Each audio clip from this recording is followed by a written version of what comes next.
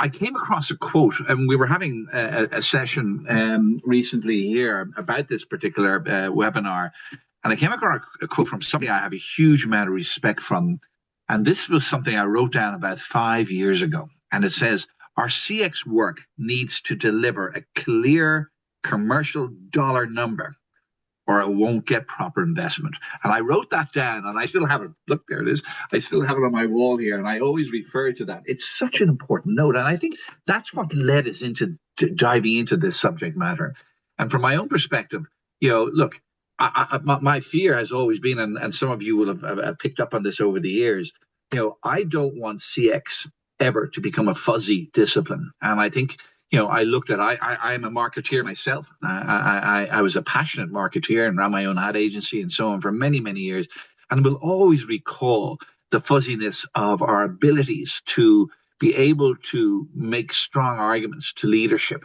And the fact that we used a lot of jargon and that kind of stuff, it didn't help us. And I always remember, 25 years ago when digital was coming into everybody's lives, board members sitting there going, what are they talking about? I don't understand what this is all about. And I think for me, this ebook, the CX Dividend, it really is. It's not just about the numbers to proof. I think there's a process here that we need to get behind, and that's what we're going to cover off today. And it's great to have Siobhan, who joins us each time, and Brian, who is coming on board with a really nice aligning around employee metrics, as well as how do we convert all of these wonderful stories of ROI to the right audiences. So we're going to cover that off in this session. So for me, if you don't mind, let me just very quickly a brief intro to the actual book itself. So each year we have conversations with CX experts from around the world, and you'll note that when you open up the actual ebook itself. And it's a very robust piece of work. So we have roundtable sessions, we sit down and we ask questions about this, and we capture all of that. And then as a group, we sit down and we bounce that even off our own. We have an industry advisory council and get their inputs, and they're working for a lot of champion companies around the world. So this is all of that thought summarized in the ebook. And one, we believe you'll enjoy it because there's lots of actions that you can take here. But more importantly, share it with your colleagues. The more of you that are understanding this process, the better. And again, you're all speaking the same language within your organization. It can be really, really fine. So let's kick off. Siobhan, as always, may I ask you, you mentioned during our build up to this that, when we were having these conversations with CX experts from all around the world, the one thing that they all had in common is that we still struggle in this whole process. And I suppose from your own perspective, how can we help those who are on this call today overcome that struggle? So I'm going to roll that one at you, if you don't mind, to start, and take it from there. Sure. Thanks a million, Michael. And thanks to everybody for joining. Delighted to have you all on board from right across the globe this morning. So the fact that you are all joining from across the globe shows that this is a universal and a global issue. The struggle for CX investment is real, and it is not because the ROI doesn't exist. We know the ROI exists, and you'll see in the ebook there a recent study by Forrester that said that for every dollar invested in customer experience, businesses should expect an average of a return of $3 in revenue. So that's a 300% ROI. That's hard to argue with. We know the reasons to invest in CX. It increases retention, it reduces churn, it increases revenue and profitability. And again, you'll see in some of the fantastic insight in the ebook around, there's one piece there from Bain that looked at customer retention, and increasing customer retention rates by just 5% can lead to an increase in profits from anywhere between 25% up to 95%. That is hard to deny.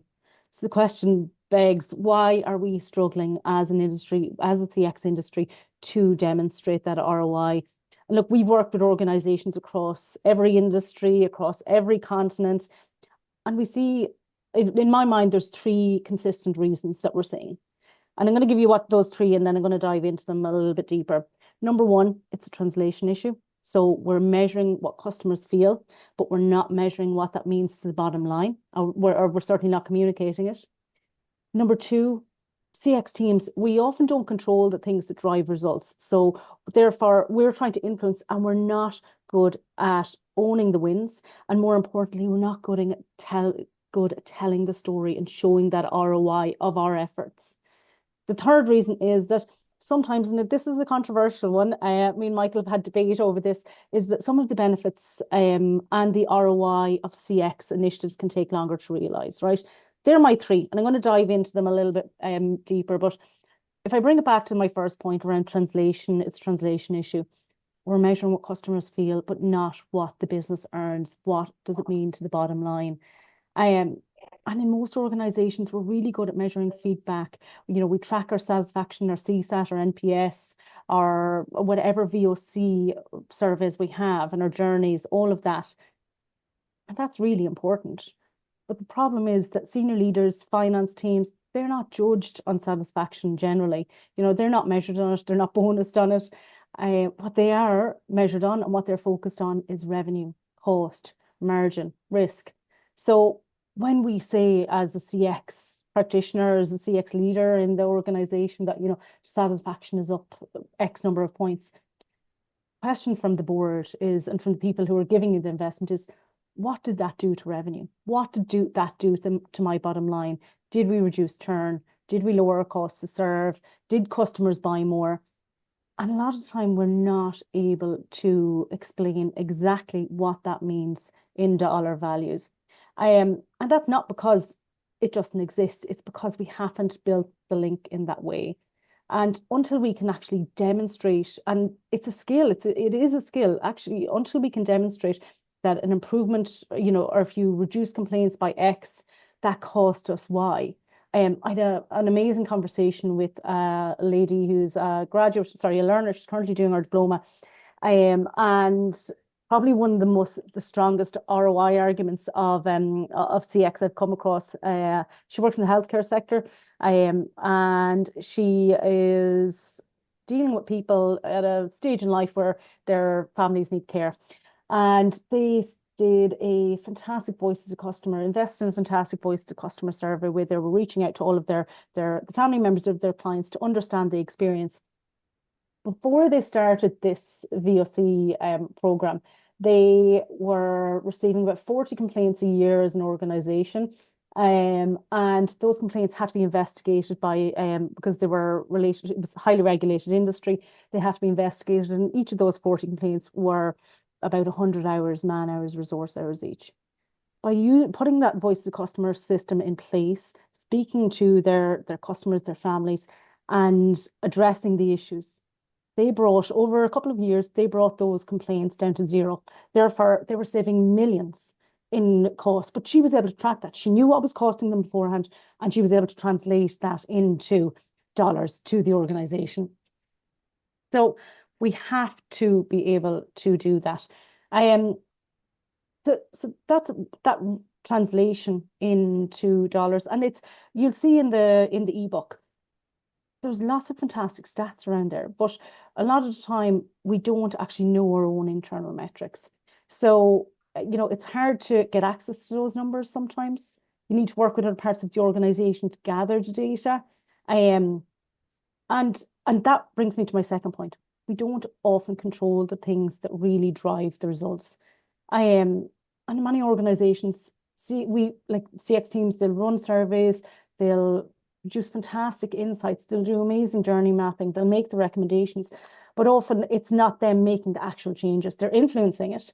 So they can see the problem, they can see the issues, they can quantify the pain for the customer, but it's very hard to prove ROI and build a business case, and running the numbers to actually tell the story. And it's a skill, as I said, it is a skill that we need to master. So we have to get access to that data. And that means talking to other parts of the organization to gather it. For example, who in your organization can tell you your current cost to serve? Who can tell you your current acquisition costs? And in most cases, I'd hazard a guess that's your finance team. They're a key stakeholder and need to be your best friend. You have to get access to that data, and that brings me to another thing that we're challenged with as CX practitioners, and we see this with all of the organizations we work with. We're not very good at looking at that starting point. So what our benchmark. And that's essential for us to be able to tell the story and actually prove that ROI.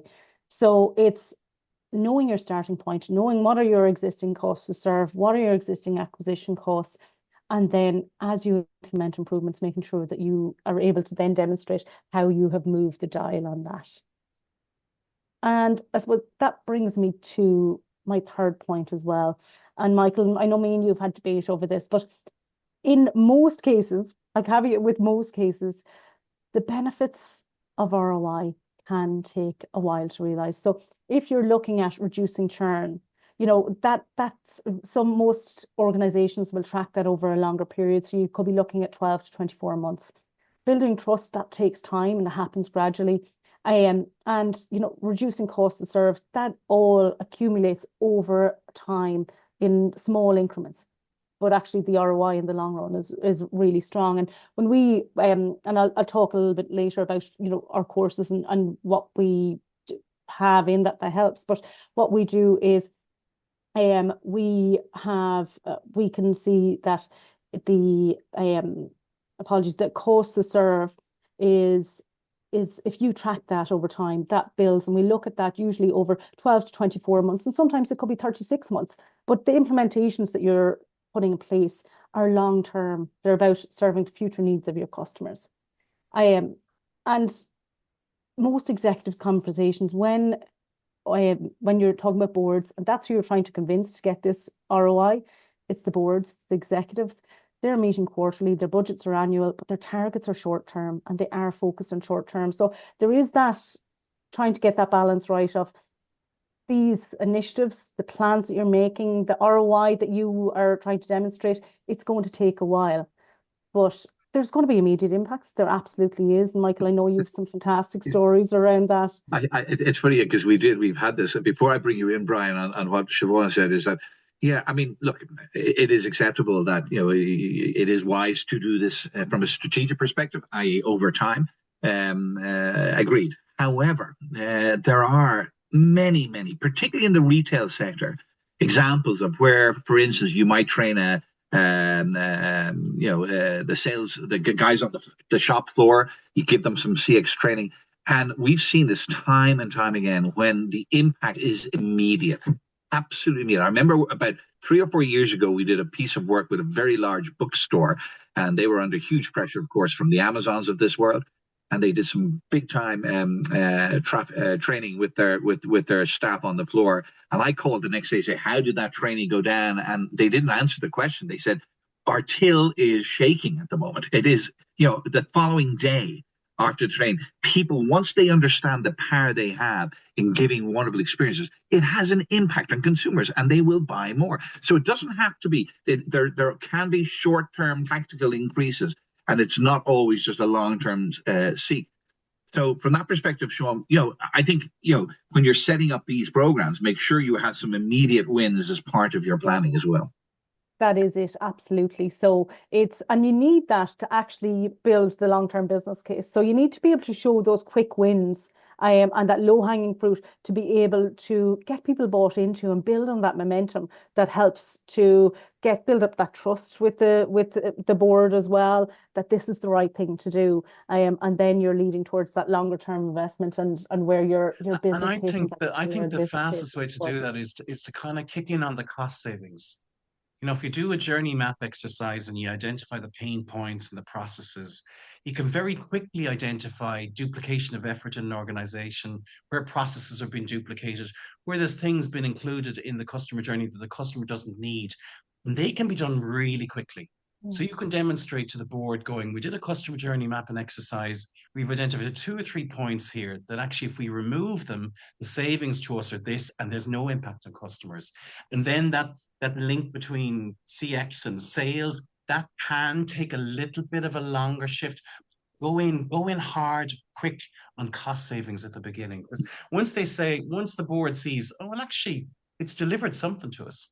It's actually delivered something, and it's made employees' lives a little easier, and we've saved X here. That buys that momentum for the longer ship. Yeah.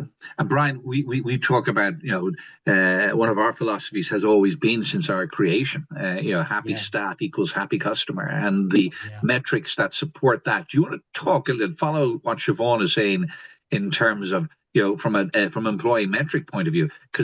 Because I think boards see that much more visible. It's much more visible when they walk down the corridors and they see people in that environment. What are your thoughts around Yeah, the customer yeah, metrics or the staff 100%. Because metrics? 100%, because you can look at operational metrics and you can look at your NPS and your customer sats, but if you don't look at your employee metrics within that, you're missing something that can resonate with the board. Because Qualtrics did recent research that companies that excel in customer experience, they've 1.5 times more engaged staff. But it's actually the other way around. Engaged staff delivers the customer experience. So happy employees equal happy customers. And why that happens is because by its very nature of customer experience, you're clarifying the processes internally, what really works. You're doing your journey mapping work to kind of streamline stuff. People are more clear on their roles. There's greater collaborations. There's a reduction in silo because it's more customer focused. And the knock-on effect of that is employee sick leave reduces, employee churn reduces, employee lifetime value and length of service increases. And they're great ways, as Siobhan was saying, you benchmark it, they're great ways to track what it's doing to the culture and the cost savings it brings to the culture. You're not having to recruit, you're reducing your training costs. You're increasing your skill set of people experience that's there. So just don't forget to build them in, because as Siobhan was saying, get close to your finance team because your finance people are going to give you the figures, but also get close to your HR team. Because if you can show that the Yeah. CX is driving cost savings there, is reducing your recruitment costs, you've got to win. And you've Yeah. also bought in another department that might necessarily be engaged in your program.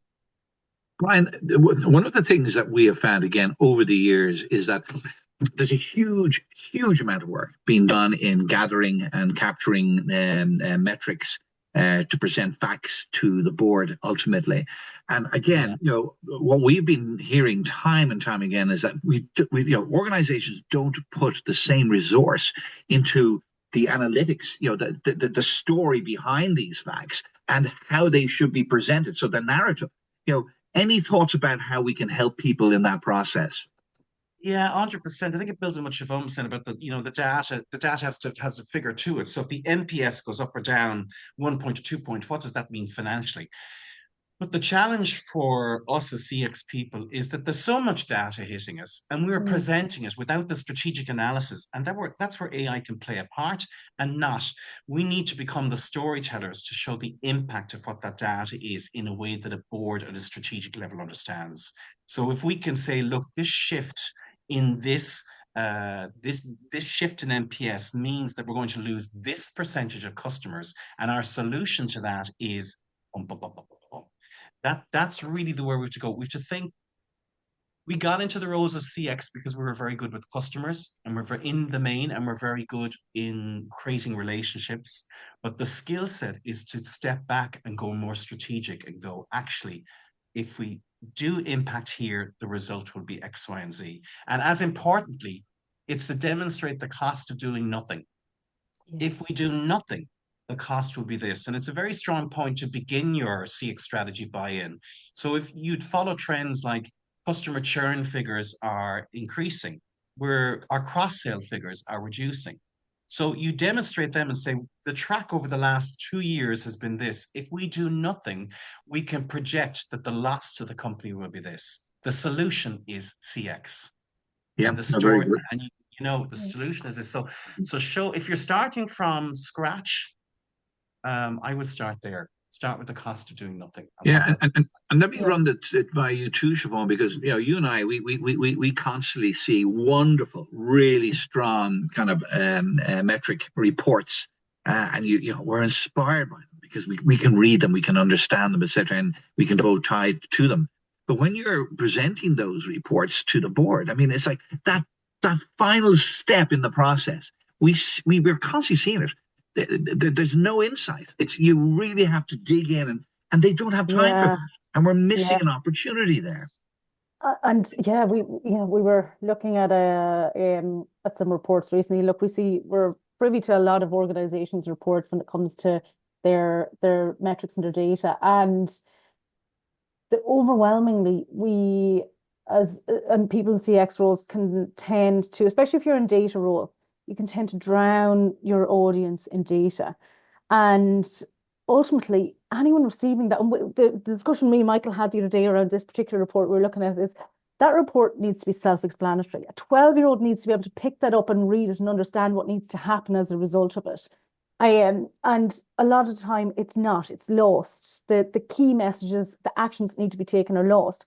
So it's the same for your when you're putting a business case and you're trying to get ROI. It's be really clear about what you're asking and the impact of what you're doing. I am so translate it to what that means to the business. And I think we do speak different languages a lot of the time, So when I think of that report I was looking at the other day, the people developing it clearly didn't understand the challenges of the people they were trying to influence with it. So that's what you need to do. You need to walk in the shoes of the people that you're trying to influence. Yeah, I And think that's so use true. that I mean, to build your it's business about with. context, isn't it? It's really Yeah. about context. Like the challenge is that with CX that you're rowing your own boat, and we know from our own experience, CX can be kind of a lonely role. You have to integrate. So you've got to put context and know what is the organization's goal? What is their vision? Is it to grow their market sector by 20%? Is it to grow cross sales by 4%? What is the percentage target increase in year on year? And any way you're communicating your CX has to fit within the picture. So if the target is to grow cross sales by 5%, all your metrics are really just telling a story that supports how are you driving the 5% increase? What are you doing around it? If you do it in isolation, NPS just sits as a score with no context, people can dismiss it. But unless you are showing the correlation between the NPS and the increase in sales, and talk to the salespeople, get to know them, you need to integrate more with the other departments and their KPIs and their metrics and make their lives easier. Yeah. CX is to really make the other departments' lives easier. How is CX doing that? That's helping them on their sales targets. So get to know them, use their language, use their metrics more than your own. And just on the storytelling, really around the storytelling piece that you asked us, Michael, too, is around, use the qualitative stuff as well as the quantitative. You're going to have a lot of quantitative data through your surveys and stuff like that, but you got to pepper it and bring it to life by qualitative stuff. In a boardroom, if you bring in the right customer story to illustrate the impact that the CX program has had, that will fly and that will engage them. Yeah. And they will start talking about that. They will talk about the story. They get so much data and figures coming to them. You need to inspire them as well, because you want to bring them a journey going, look, this is helping the bottom line over time. Here's some specific examples of customers, how it's doing. And that lives in their mind a little bit more, as well as the stats that you're going to do to support that financially too. So it's a mixture of that quantity. I always remember, Brian, I was working on the client side for a large corporation in the States many years ago. And about 5 or 6 of us from the group all went to a conference, and we were asked to, it's a normal process, capture some notes that you can share with the teams when you come home. And the narrative, the stories that were told by each, like somebody was there from operations, from sales, from marketing, from HR. They were different documents. They were completely different documents. We all have different ways of reporting. And I think it really is important. Now, I don't necessarily believe that we need to write a different report from the same data to each department. But I think the point is that, if you look at the board, each department is represented there. There must be some way to get them all thinking. So it is a very interesting challenge for us. And I honestly don't believe we give it any time. 90% of our effort is in capturing the data. 90%. And about 10% goes into analyzing it. But the 0% goes into telling the story. Siobhan. Yeah. I see a really interesting point from Rashad there. I think she was commenting what you were saying, Brian. She said, totally agree. If there's no so what, then NPS becomes another metric that is glazed over. And that made me think about, with all of the organizations that we work with, very few are able to tie NPS back to the dollar or to the euro, whatever currency you're using, right? And we work with an amazing organization in the States who actually, they're across Europe as well. and they can tell you how much a promoter is worth and how much a detractor costs them. And so they have figures tied to that, and not just at the overall, which would be brilliant if every organization had that. That would be amazing. But they can bring that down to their small, medium, large customers. So segment it. So if you want NPS to be taken seriously and for people not to glaze over when you talk about it, tie a number to it. Again, I've said it before, talk to your finance teams. That's how you do it. There's no one size fits all. A company to look at the moment is McDonald's. Because if you look at McDonald's, at what they're doing on their loyalty program, which is effectively CX, their sales were decreasing quarter on quarter, but they could see an uptrend in their loyalty program sales, which was a very small subsection at the time, which was driven by a customer experience strategy. They lent into that, and they could see that that was a growth sector. The customer experience people were able to track the customer experience strategy to the increase in sales for that bubble, that loyalty bubble. And now they're investing huge money in it. They want something like, I have the figures here, so now is it? They're looking for 250 million loyalty customers. They're investing technology around it. They've gone from 6 million in an annual year in 2024 to 8 million a quarter in 2025. So there's companies that are out there that are telling their story very well about their finances. McDonald's is one of them. Honda is another. They use customer journey mapping to kind of do their sales process. We can go into it, but and they increase their sales and stuff like that. So really look at the good storytellers about the financial side and leverage some of them as well. We've mentioned some here, and there are lots of resources that we can avail. You link in with us. We see ourselves as a community, so link in if you have questions on it. We can give you case studies and things like that as well. So. And another thing I'd say is don't underestimate the power of customer journey mapping. I said it earlier, but if you haven't done customer journey mapping, you're not utilizing a tool that will really help you give you figures around cost savings and profit growth. It's just a really good way of doing putting bucks behind the work you're doing. Yeah. It's interesting because I'm going to be asking you both what are the 2 or 3 key recommendations you would make. And I think that point you just shared with us, Siobhan, or one of the people who are on this call had said, does it pass the so what test? That is fantastic. It should be on everybody's agenda. When you have a report and it's ready to go to decision to leadership, does it pass that test? It's brilliant. I think that's a great insight to share with us also. So thank you for that.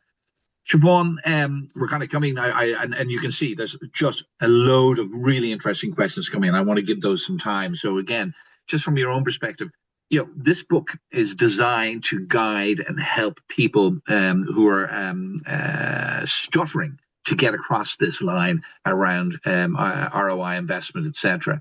From your own perspective, just give me some insight, because I know you've done some huge work recently around new courses and new products that we're pushing out there. Again, we don't generally talk about this, but there's 1 or 2 in there in my own mind that are worthy of discussion. Can you share with us, from your own perspective, why the courses themselves are where you're going to get that input from? Yeah, absolutely. So I mentioned earlier on that building a business case and being able to prove ROI is a skill. And it's a skill that not everyone has. It's something it has to be learned and has to be practiced.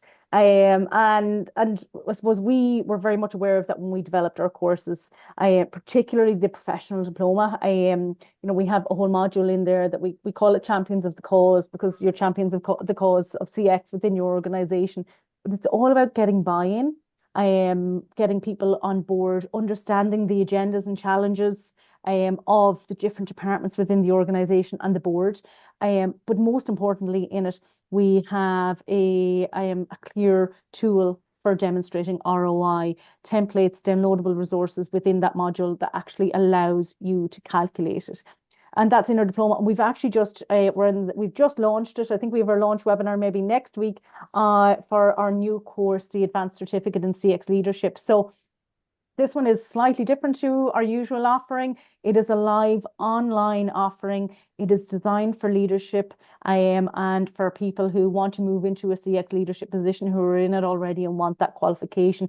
But again, we focus on that getting buy-in, making sure that CX is utilized as a core business strategy within the organization. And the only way that's going to happen is if you can prove ROI. So we go into all of that in that advanced leadership.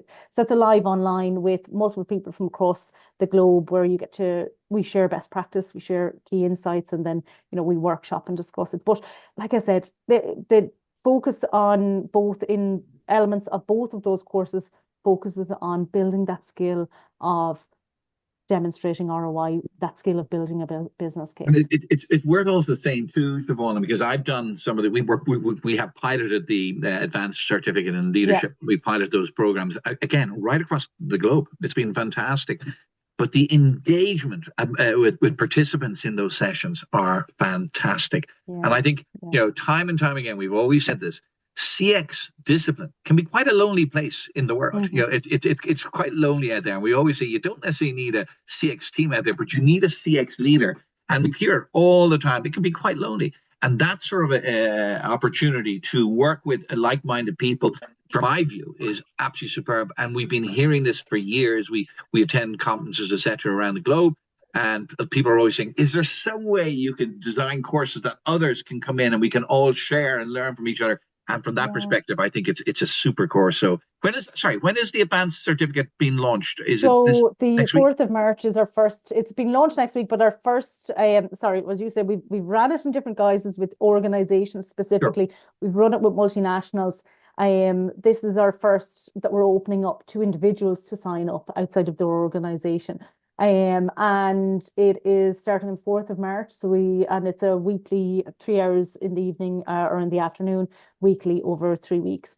So yeah, and look, we can see that, as you say, it is a lonely road. Sometimes I'm going to stop sharing that. It is a lonely road. And you can even see in the chat here, like there's such a need for connection to people. Brilliant. And that's what this course gives you as well. You're getting best practice, but to be honest with you, just as powerful is the connection with others and learning from others and from other sectors, from other markets, and sharing best practice on what's worked for you. So I think that's fantastic. I mean, I've never seen this before. It's fantastic. So whoever kicked that off, well done. Thank you so much. Let's all start, touching base. It really is powerful. Brian, can I tidy up very quickly again? What we do in each of these sessions is we'll always share what would the 2 or 3 pieces or actions you could share with everybody on this call that they could take tomorrow to start developing this whole process. Can I start with you and then I'll come to you, Siobhan? Yeah, absolutely. And just to reiterate that, it is great to see the people sharing their LinkedIn profiles and connecting with each other on the LinkedIn and stuff like that. That is so clever to network and message with each other about what you are doing in your organization around ROI and the lessons that you've learned from each other. Amazing. For me, if you're starting from scratch, start with what is the cost of doing nothing? Build that story of if we do nothing and we don't invest in CX, here's the implications. Then I think if you haven't done journey mapping, look at journey mapping, because it's a very quick way to identify costs, on cost savings, and you have a story of a win, and you need some quick wins. And journey mapping can give you a quick win in your first or second quarter, and your colleagues will know you've made your life easier. Just to give you that Honda example, what they did was they researched. Their salespeople were leaving the organization. They weren't holding on to staff. Their sales were down. What was happening was they weren't converting test drives into sales. And they used journey mapping where they recorded it from both sides, from the salesperson's point of view in the car dealership and from the customers. They did recordings, videos, journals, diaries, and so on. And they identified a couple of pain points, but the main one was the customer wasn't left on their own in the car. They didn't have this quiet moment to sit with the car and actually feel the connection to the car. The salesperson had been coached to do a very hard sell. They removed that from the process, which meant that the salesperson felt a little bit easier about their role, and the customer felt they owned the decision. And huge response to it. They had 31% increase in like-for-like sales, 12% rise in profit per unit, 16% increase in their CSI, and most importantly, it's 62% increase in staff retention. Journey mapping helps give you those figures. So if it's not in your radar, look at it. You can utilize our courses. We mentioned further in the ebook, and you can utilize it in our courses. We go into it in depth in the courses that Siobhan has just brought you through. And the final thing for me would be about that storytelling piece. How are you telling your story? How is your story integrated into the other stories, the key stories that your other people have? Build your metrics into the bigger picture, what the goal of the organization is. The storytelling, journey map, or the cost of doing nothing. Very good. Vaughan, will you sign off with your thoughts? I will, but I want to build on something Brian said there as well, right before I get into mine. Apologies, everybody. Go for it. But it's around that journey mapping and that proving ROI, and actually does link to my takeaways. But it's another case study, and it was Virgin Atlantic. So Virgin Atlantic, again, they used journey mapping, and they did it in, a really interesting way. They got their staff and their customers to do audio diaries to record how they were feeling at different points. And they mapped through the journey from beginning to end, from when they started researching right through to the pickup in the airport the other side, right? So every element of it. And they realized that they were spending huge money on things that didn't actually add to the customer experience. So they removed all of these unnecessary elements that the customers didn't either need or appreciate. And they were able to save £10 million per annum. And I mean, and to bring that back to what we're talking about here, that there's clear ROI there, but the CX team were able to demonstrate that if they weren't looking at the figures, and they need to work with their finance teams and their other teams within the organization to understand and be able to get to that 10 million figure. But if they didn't have the skills to do that and tell that story, they wouldn't have got the I suppose the kudos for that. Yeah. So that, let me get to my 3 key takeaways, right? So number 1, benchmark. Know what your starting point is. Know what your line in the sand is so that you can actually show the improvement over time. Number 2, become best friends with your finance team. They are going to help you be able to tell that story. And linked to that is to develop and invest in the skills of building a business case and calculating ROI. So work with your finance team, develop the skills yourself. And my 3rd and final one is understand what keeps your board awake at night. What metrics are they focused on? What metrics are they measured on? And make it your mission to link those metrics to CX and to your CX initiatives. So Brilliant. That's me. No, that's benchmarking, become best friends with your finance team, and understand what keeps your board awake at night. Thank you. Thank you for that.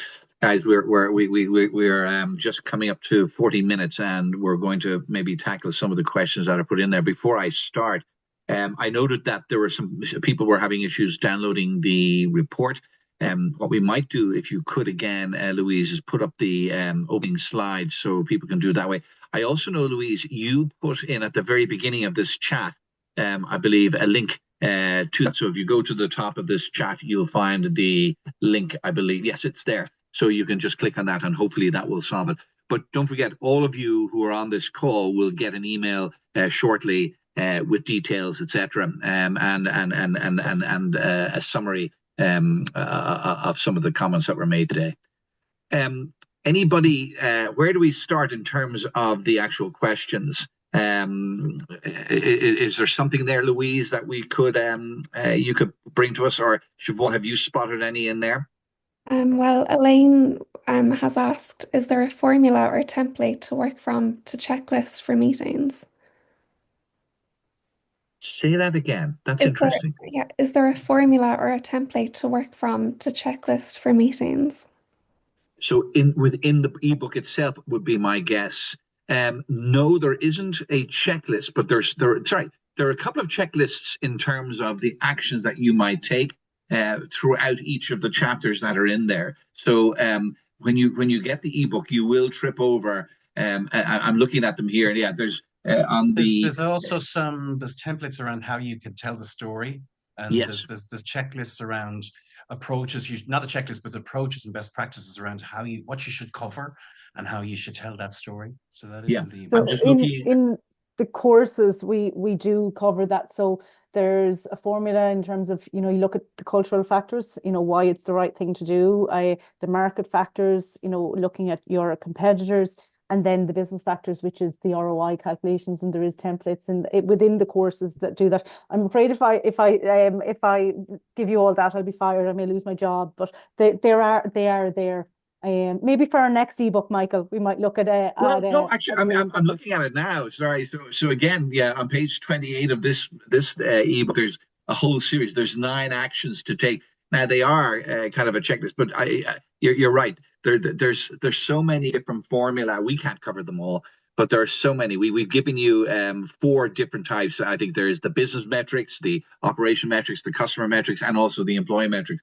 But I'm just looking at the actions here. Starting out with defining the KPIs up front. I think that's what you're saying at the beginning. Siobhan, make sure you have a benchmark to start with, because if you don't have that benchmark when you kick off, you don't know are you going up or you're going down.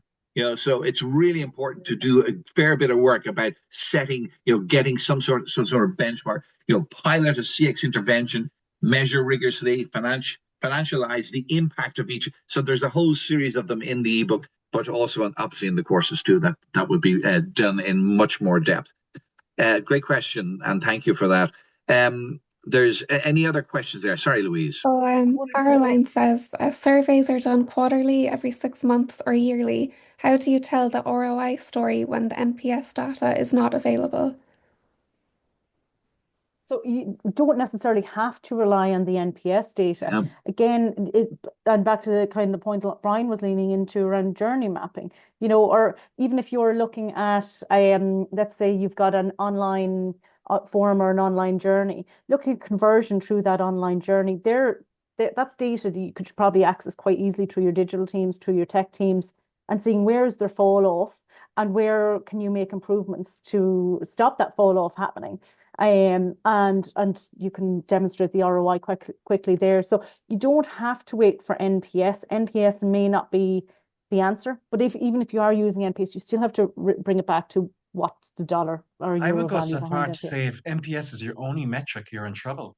You Mm. have to have a suite of metrics that NPS is one part of it, like your sales, like your cross sales, like your churn, like your employee things. You need a family of metrics that you're working from, like your customer satisfaction. So, and cost savings are quarterly too. There should be something you should be able to show on a cost savings basis as well. So NPS on its own isn't enough to tell your story. Yeah. And I'm picking up. There seems to be with some people, a lot of people are are downloading the ebook okay, and some are not. So we look into that. But again, do not be concerned. You will get an email with all of the links again. Don't panic. And if there are issues from different markets, I'm not sure what's going on here, but we will look into this immediately. So hang tight on that one. Anything else there, Louise? Rashad asks, from your experience, what were the most common board concerns that could be easily linked to CX programs? Whoa, that's a great question. What's the most common? And it's funny, if I were to pick that apart, I'd nearly start with the financial controller. Not truly seen the value. I mean, financial controllers like the HR teams and the financial control teams and even our own teams, all of our briefs have changed in the past. So the financial controller, unfortunately, is still looking at the easy way out on a lot of these things, which is how can we reduce costs? How can we reduce costs? How can we reduce costs? But it's for me, I think it is, how do you tell me a story of progress in a way I understand? And what kills me every time I see some of these reports is the jargon that CX is starting to trip up on. Stop using it. Be simple. Don't be giving me a 10-page report. Give me a 1-pager. Spell them out really, really simply. So I think, as I said at the beginning, what are the common mistakes? The common mistakes are we spend so much of our effort and the resource in capturing the data and very little in how we're going to tell that story. That to me would be the biggest one. Siobhan, Brian, do you want to jump in? For me, I'd add to that. It would be. Sorry, Brian, work with. Sorry, no, go ahead. No, I feel, Brian, we're probably going to be saying the same thing here, right? We, one of the common concerns for every board is staff retention. We live, in our, let's say, if we look at our own market and we look globally, in Ireland, we're at full employment essentially. We're in most sectors, it's an employees market. So staff retention is a really big concern for most boards from the conversations that we're having globally. So looking at that and looking at how those improvements will increase your staff retention, I think is a really good place to start. staff retention, market share. Like that's the key thing. What are your competitors doing? That gets most boards' attention. They like, well, X and Y are doing this and they've seen an impact of Y, so looking at your competitors, but also like what are the key global issues? It's staff retention, it's market share, and being able to translate your initiatives back to how it's going to improve that. Brian. Absolutely. We were going to say the same thing, and I'll add that it's about, say, with B2B, we go into companies when they've lost a major client. They've had them for a long time and we've lost the customer. So for boards, it's what is the tipping point for the larger customers to stay with us? And how do we recruit new customers? How are we growing the new customers? We're struggling to recruit new customers. And a lot of companies seem to be at that stage where the model was we cross-sell to existing customers, but actually we're losing one or two of the big ones. We now need new customers, and we're not as familiar with getting new customers. So if you can show the link between CX and recruitment of new customers, you're onto a winner. Brian, there's an interesting question here I'm seeing from Laura Masters. Thanks, Laura, for that. Any advice for building a solid case for investing in a larger CX team? More impact faster is my general approach. And I think you've already said today, in some cases, it's like, try and figure out what happens if you don't do it. That could be a good answer for that sort of a approach there. Or would you add anything to that? No, that's the key. I mean, really, and another argument for it is just, you can't do it on your own. So really you're showing the limitations of, if we do it on our own, it's not going to be integrated across the organization. So bring in people from other departments, because that will embed it quicker. And then you want to show, like, you're going to have more staff costs. So you need to say, listen, staff costs are increasing X, Y, and Z. But that means that we can run 4 or 5 journey map programs. And we know from historic journey map programs that the return on investment in those journey map programs is whatever it is. So build a future story around what the new staff income they're going to generate. Great. Anything else, Louise, that you think we could capture? I'm conscious of the time here. We've got 2 minutes. Give me some, is there anything else there that we could cover? Yeah, Kirsty asks, how do you prove the increase to the bottom line was based on the improved CX experience, as finance teams tend to argue that retention, that it's new business or buying more products, more down to pricing and external market factors, rather down to improved CX? That is a killer question, and therein lies the prepping of the benchmarking up front. I agree with you, and I think, was it Louise who asked that question? Kirsty. Kirsty. Great question. And that's something that I suffered in my lifetime as a marketeer. We would spend £1 million on a campaign, and we would sit back and say, and look at the impact of that. We have sales at this level, and they go, well, hold on a sec. That wasn't just a marketing campaign. It is a great question to ask, and it does require, as Siobhan has made the point a couple of times today, you need to benchmark where you are in certain elements. And when you go back to look at it, then you can start saying, well, actually, our churn rate was the driver of that sale in terms of up and cross sale. So there are ways of doing it, but it does require deeper work. We need to proof point that it is actually the CX work that we're doing that can deliver that. I know it's a little bit easier, I think, Brian, when it comes to employees. Happy employee, making sure that we're listening to their needs, that we're giving them the tools to make their jobs easier and those type of things.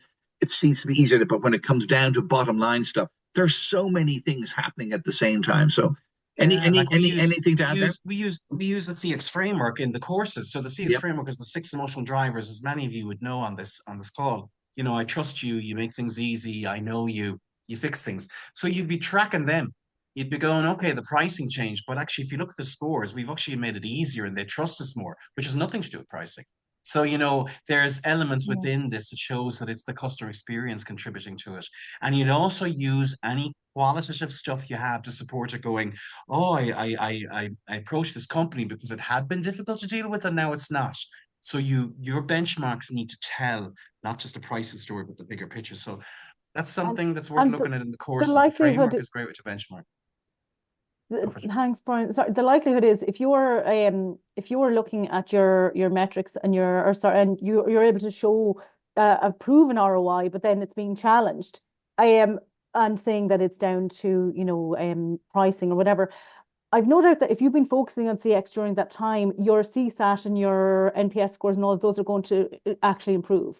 And your verbatim customer feedback, that's not going to improve just because the product or pricing has changed. That is only going to improve if the experience is getting better as well. So, it's being able to tell that wider story. Yes, the ROI is there, but the proof points will be there in terms of the experience improving as well. And there's a final question that I'd like to address here. William, Tav, you've mentioned, how do we deal with a top manager? How do you deal with the top management team that does not listen to voice of customer, et cetera, et cetera? Great question. And I think that's probably a cultural question, because what happens is we all know, as CX practitioners, we all know the value of listening to calls of customers and those type of things. The value is immense, and it gives you so much power when you're dealing with leadership to have these stories in the backing. Some of the insights that I would share with you is that there are CX champion companies around the world that we deal with regularly. And the one they all have in common, they all participate at that level. They do participate in voice of customers. They really enjoy it. And they will get, particularly when their new recruits are coming on, the first thing they do, put them one day on listening to calls, looking at the voice of customer surveys, etc. It really is so valuable. Get them in B2B, Brian. How many times have we seen the first thing we do with new recruits, bring them to a customer, whether they're customer facing or back office staff, they will never forget those meetings. So it's a cultural thing would be my guess. Anything to add there, guys, before we wind down? Yeah, I think it's linked to the finance question as well. The finance person clearly doesn't understand it. So if those two things are linked, you've got to get them understanding it, because there's like an epiphany moment with CX going, oh, I get it. And some people with CX get a bit back in their shell going, I don't really understand this. I don't really understand it. Yeah. I'm not going to understand it. So you have to bring them to the water. You have to bring that. If the finance person's saying, well, it was just about pricing, you're at fault there to some extent, because you have not painted the picture for them about how they're integral in it, so. Brilliant. Listen, guys, we're just over time here. Thank you all so much for your time and joining us today. And we will send you on the links, etc. Please share the ebook with your colleagues, etc. And if ever, a really lovely thing has happened today, and it's the connectivity session. So well done, whoever kicked that off. I'll figure it out. I might drop you a note myself. It's great because people are very, very key in building like-minded relationships with other CX practitioners out there. And I think that's a lovely learning for us all today. So thank you very much. Siobhan, Brian, Louise, as always, thank you for getting us all here today. And sorry if there has been some issues in terms of downloading. We're going to sort that out immediately. But we're getting a lot of feedback here as well that's saying everything is okay. So we'll address that. Anything to add, Brian and Siobhan, Louise, before we leave that I've forgotten? No, just to say thanks to everybody for joining, for your time. It's been a pleasure. And sorry we didn't get to everyone's questions. It's great to see such engagement and interest. And yeah, best of luck to everybody. Brilliant. Me too.